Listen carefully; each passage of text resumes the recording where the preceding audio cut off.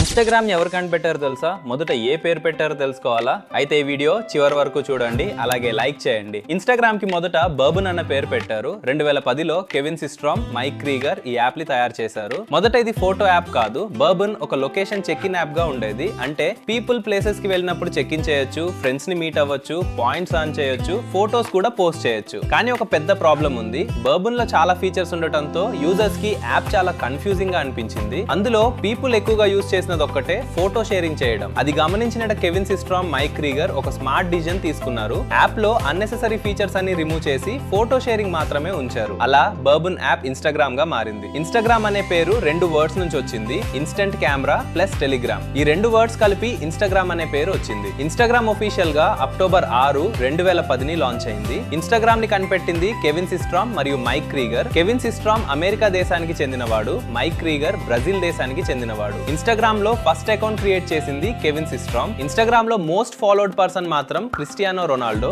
672 million plus followers in world. India నుండి top Virat Kohli, 275 million plus followers. ఒక చిన్న photo sharing app గా మొదలైన ఇన్స్టాగ్రామ్ ఇప్పుడు ప్రపంచంలోనే బిగ్గెస్ట్ సోషల్ మీడియా యాప్స్ లో ఒకటిగా మారింది. ఇలాంటి ఇంట్రెస్టింగ్ వీడియోస్ కోసం ఫాలో చేయండి.